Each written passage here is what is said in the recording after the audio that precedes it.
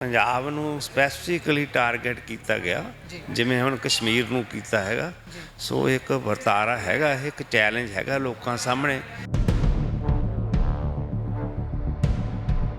ਇਹਦੇ ਵਿੱਚ ਬੜੀ ਲੂਕਰੇਟਿਵ ਕਮਾਈ ਹੈਗੀ ਆ, ਬੜਾ ਵੱਡਾ ਕਮਾਈ ਦਾ ਸਾਧਨ ਆ।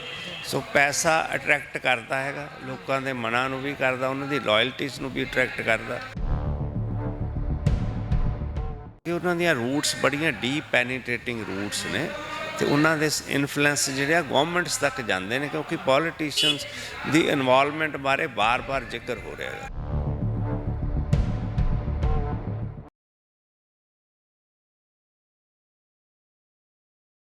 ਸਤਿ ਸ਼੍ਰੀ ਅਕਾਲ। ਪੰਜਾਬੀ ਰੇਡੀਓ USA ਵੇਖ ਰਹੇ ਹੋ ਤੁਸੀਂ। ਇਸ ਸਮੇਂ ਸੰਗਰੂਰ ਸ਼ਹਿਰ ਦੇ ਵਿੱਚ ਮਾਰੂ ਨਸ਼ਿਆਂ ਦੇ ਖਿਲਾਫ ਇਕੱਠ ਹੋਇਆ ਹੈ। ਕਾਫੀ ਲੋਕ ਇੱਥੇ ਪਹੁੰਚੇ ਵੀ ਨੇ ਜਿਹੜੇ ਕਿ ਇਹਨਾਂ ਨਸ਼ਿਆਂ ਦੀ ਦਲਦਲ ਦੇ ਵਿੱਚ ਫਸੇ ਹੋਏ ਕਈ ਨੌਜਵਾਨਾਂ ਦੇ ਮਾਪੇ ਨੇ, ਕਈ ਸੁਹਿਰਦ ਲੋਕ ਵੈਸੇ ਸਮਰਥਨ ਕਰਨ ਦੇ ਲਈ ਪਹੁੰਚੇ ਹੋਏ ਨੇ। ਸਾਡੇ ਨਾਲ ਰਣਜੀਤ ਸਿੰਘ ਕੁੱਕੀ ਗਿੱਲ ਹੋਰੀ ਮੌਜੂਦ ਨੇ, ਗੱਲਬਾਤ ਉਹਨਾਂ ਦੇ ਨਾਲ ਕਰਦੇ ਹਾਂ। ਕੁੱਕੀ ਜੀ, ਬਹੁਤ ਬਹੁਤ ਸਵਾਗਤ ਹੈ। ਥੈਂਕ ਯੂ ਸੋ ਮਚ ਜੀ। ਸੋ ਹਰੇਕ ਥੋੜ੍ਹੇ ਸਮੇਂ ਬਾਅਦ ਪੰਜਾਬ ਦੇ ਅੱਗੇ ਮੁਸੀਬਤਾਂ ਅਲੱਗ-ਅਲੱਗ ਤਰ੍ਹਾਂ ਦੀਆਂ ਖੜੀਆਂ ਹੋ ਜਾਂਦੀਆਂ।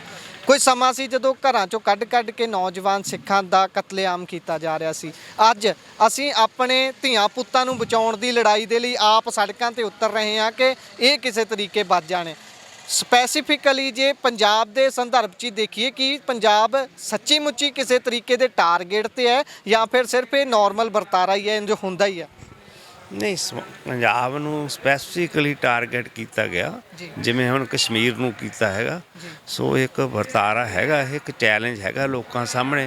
ਅਤੇ ਮੈਂ ਤਾਂ ਇਹੀ ਚਾਹੂੰਗਾ ਕਿ ਲੋਕ ਇਹਦੇ ਅੱਗੇ ਸੁਕੰਬ ਨਾ ਕਰਨ, ਸਗੋਂ ਇਸ ਚੈਲੰਜ ਨੂੰ ਅਸੈਪਟ ਕਰਕੇ ਇਹਨੂੰ ਤੈਅ ਕਰਨ ਵੱਲ ਵਧਣ। ਜੀ, ਗੋਡੇ ਟੇਕ ਦਿੱਤੇ ਜਾਂਦੇ ਨੇ ਥੋੜ੍ਹੇ ਸਮੇਂ ਬਾਅਦ ਜੇਕਰ ਕੋਈ ਵੀ ਆਵਾਜ਼ ਚੱਕਦਾ ਹੈ ਨਾ ਤਾਂ ਉਹਨੂੰ ਲੱਤਾਂ ਬਾਹਾਂ ਤੋੜ ਕੇ ਮੰਜੇ 'ਤੇ ਪਾ ਦਿੱਤਾ ਜਾਂਦਾ ਜੇ ਇਕੱਲਾ ਕਹਿਰਾ ਕੋਈ ਨਿਕਲਦਾ, ਜਾਂ ਫਿਰ ਉੱਦਾਂ ਵੀ ਜੇ ਕੋਈ ਸੰਸਥਾ ਉੱਠਦੀ ਵੀ ਹੈ ਥੋੜ੍ਹੇ ਸਮੇਂ ਬਾਅਦ ਉਹਨੂੰ ਕਿਸੇ ਨਾ ਕਿਸੇ ਸਿਆਸੀ ਦਬਾਅ ਲਾ ਲਓ ਜਾਂ ਕਿਸੇ ਹੋਰ ਤਰੀਕੇ ਦੀ ਫੋਰਸ ਵਰਤ ਕੇ ਉਹਨੂੰ ਦਬਾ ਲਿਆ ਜਾਂਦਾ।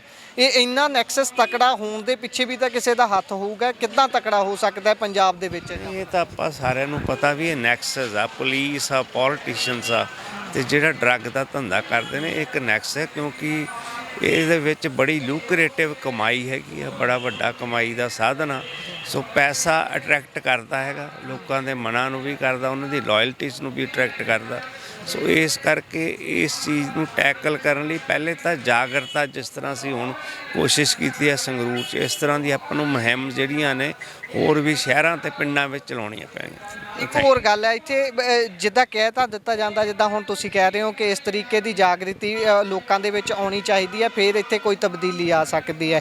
ਪਰ ਜਦੋਂ ਰਿਪੋਰਟਾਂ ਖੁੱਲ੍ਹਣ ਦੀ ਵੀ ਗੱਲ ਹੁੰਦੀ ਹੈ, ਬੀਤੇ ਦਿਨੀ ਪਿਛਲੇ ਸਮੇਂ ਦੇ ਵਿੱਚ ਇੱਕ ਰਿਪੋਰਟ ਖੁੱਲ੍ਹੀ ਵੀ ਸੀ, ਪਰ ਜਿਨ੍ਹਾਂ ਦੇ ਕਿਆਸ ਲਗਾਏ ਜਾ ਰਹੇ ਸੀ ਕਿ ਇਹ ਵੱਡੇ ਨਾਮ ਆ ਸਕਦੇ ਨੇ, ਉੱਦਾਂ ਦਾ ਕੋਈ ਨਹੀਂ ਆਇਆ। ਬਸ ਛੋਟੇ ਜਿਹੜੇ ਅਧਿਕਾਰੀ ਸੀ ਉਹਨਾਂ ਦੇ ਨਾਮ ਆ ਕੇ ਰਹਿ ਗਏ। ਕੀ ਲੱਗਦਾ ਕਿ ਪਿੱਛੋਂ ਕੋਈ ਵੱਡੀ ਤਾਕਤ ਇਸ ਨੂੰ ਰੋਕ? ਨਹੀਂ, ਨੋ ਡਾਊਟ ਕਿ ਉਹਨਾਂ ਦੀਆਂ ਰੂਟਸ ਬੜੀਆਂ ਡੀਪ ਪੈਨੀਟ੍ਰੇਟਿੰਗ ਰੂਟਸ ਨੇ ਅਤੇ ਉਹਨਾਂ ਦੇ ਇਨਫਲੂਐਂਸ ਜਿਹੜੇ ਆ ਗੌਰਮੈਂਟਸ ਤੱਕ ਜਾਂਦੇ ਨੇ, ਕਿਉਂਕਿ ਪੋਲੀਟੀਸ਼ੀਅਨਸ ਦੀ ਇਨਵੋਲਵਮੈਂਟ ਬਾਰੇ ਬਾਰ-ਬਾਰ ਜ਼ਿਕਰ ਹੋ ਰਿਹਾ ਹੈ। Thank you. ਸੋ ਇਹ ਸਨ ਸਾਡੇ ਨਾਲ ਰਣਜੀਤ ਸਿੰਘ ਕੁੱਕੀ ਗਿੱਲ, ਜਿਨ੍ਹਾਂ ਨੇ ਚਾਨਣਾ ਪਾਇਆ ਕਿ ਨਸ਼ੇ ਦਾ ਨੈਕਸਸ ਕਿਵੇਂ ਚੱਲਦਾ। ਜੁੜੇ ਰਹੋ ਪੰਜਾਬੀ ਰੇਡੀਓ USA ਦੇ ਨਾਲ। ਧੰਨਵਾਦ। ਸਤਿ ਸ਼੍ਰੀ ਅਕਾਲ।